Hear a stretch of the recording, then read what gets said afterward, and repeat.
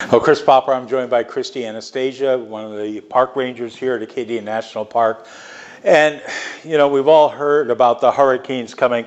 We're actually feeling a little impact here, even though Hurricane Jose is down by the Cape. We're having riptides and high surf advisories. What impact does that have for visitors to Acadia National Park? Yeah, so right now we're aware that probably the ocean's going to be churning up a little bit, and with the right combination of factors, you know, if we start to get winds and high tides at the same time, there's the potential for that wave action to come up a lot further than people might anticipate.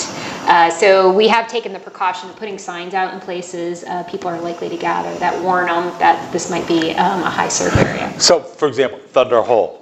Thunder Hole would be a great example. Yes. And, you know, I mean, I sit here and we were talking off camera. A year ago when there was a tropical storm up here, everybody seems to gather at Thunder Hole because it's amazing to watch the wave actions when there's high tides, when the winds, I mean, really, it'll start booming.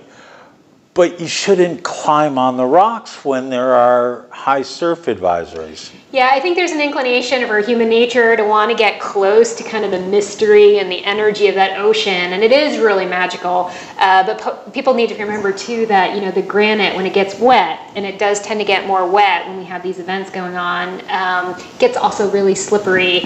And you might have 3 or 4 waves that are kind of low, and you're getting your picture and you're getting your picture, and sort of that 7th wave comes up and over and goes way further than the last one, and that's when we have people you know, potentially get drawn into the ocean.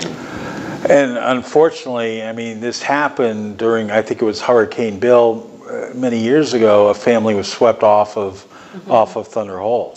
Yeah, it was in 2009, and there were, I believe it was 7 people, and again, it was one of those sort of rogue waves that came in and pulled 7 people in, and 4 people were able to kind of get some help and scramble back up, and then 3 other people were drawn out further.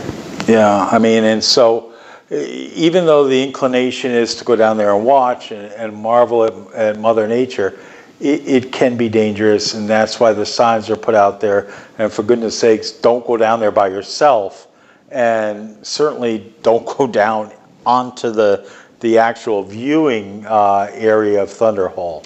Yeah, if it starts to get unsafe in a way that we definitely don't want people in that lower area of Thunder Hole, you know, there's gates that can be closed. Unfortunately, we close those gates sometimes, and people climb up and over the closed gate. And so if you find yourself doing that, you're definitely putting yourself in danger. Okay. And so the high surf advisory is not only Tuesday, but extends into Wednesday. Yeah, I think we're expecting, actually, I mean, based on forecasts right now, Wednesday might be where a lot of the big wave action is coming in. So we want people to be safe on Tuesday, and we want people to be safe on Wednesday.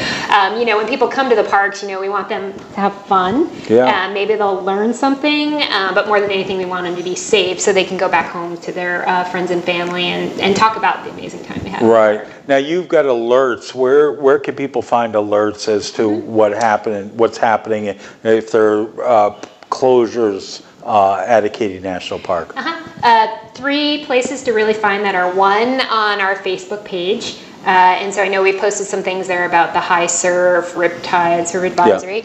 Yeah. The second place is we have a Twitter account called Acadia Alerts. And if you search for that, it'll tell you about closures related to the storm, but also closures related to Cadillac Mountain or Ocean. Well, and there are parking lot repairs that are happening this week and things like that. Right, there's some paving going on in the park, so that information shows up there. And then also when you go to our web page, right on the top, there's a function that shows alerts and closures. So those are the 3 places to go. But if you don't, you know, look at your cell phone the whole time you're out here, if you actually pull out on the Park Loop Road, you'll see some signage that says high surf advisory. Okay, thanks. Yeah. Thanks for watching. Be safe. Check out all the other videos we have on the WDEA YouTube channel.